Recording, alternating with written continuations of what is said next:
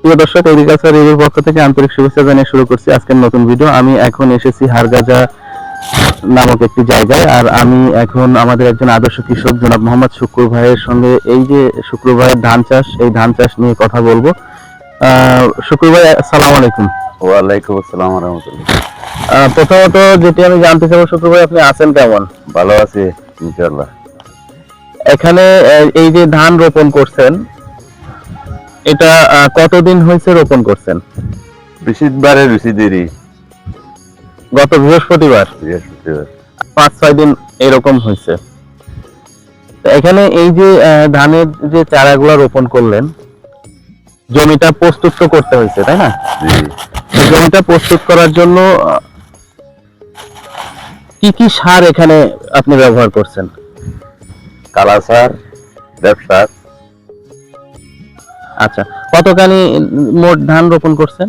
3খানি। কি কি জাতের ধান রোপণ করলেন? 49 আর পাইজাম। 49 আর পাইজাম। এখন এই যে জমিতে আপনার রোপণের আগে যে সারটা দিছেন, এটা কি কি সার কত কেজি করে দিছেন কানিতে? 50 কেজি দিছি। কি কি সার দিছেন? কালা সার আর ব্যবসার। কালা সার আর ড্যাপ সার, অর্থাৎ টিএসপি আর ডিএপি। এমওপি অর্থাৎ লাল সার এটা দেন নাই? দিই না এখন। আচ্ছা, টিএসপি কয় কেজি দিছেন? TSP 20 KG. আর ডিএপি? এগুলা তো আরো বেশি পড়ছে, মানে 30 কেজি দিছেন। 50 কেজি যদি দিয়ে থাকেন তাহলে টিএসপি দিছেন 20 কেজি আর ডিএপি দিছেন 30 কেজি। এখন এই যে আপনার জমিতে ধান রোপণ করছেন আজ 5 থেকে 6 দিন আপনি বলতেছেন, তবে এই যে জায়গাটাতে তো বৃষ্টির পানি এসে ধানগুলা ডুবাই দিছে।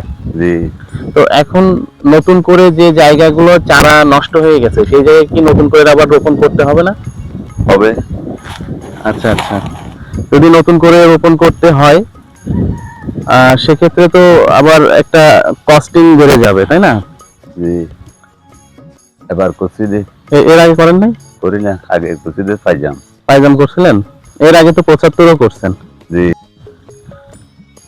আচ্ছা, এখন এই যে ধান রোপণ করছেন, এই ধান রোপণের যে বয়স 6 দিন, তাহলে এখন এই জমিতে তো কিছু আগাছানাশক ব্যবহার করতে হবে, সারের বিষ, এগুলো ব্যবহার করেন কি? করব। আচ্ছা, তাহলে শুক্রবারে করে দিই মধ্যে। শুক্রবারে দিবেন না? জি। তো ঠিক আছে শুক্র ভাই, আপনাকে অসংখ্য ধন্যবাদ জানাচ্ছি। ধান আর একটু বাড়ুক, তারপরে আমরা এসে আবার দেখবো, দেখে যেটা পরামর্শ দেওয়ার আপনাকে দেওয়ার চেষ্টা করব।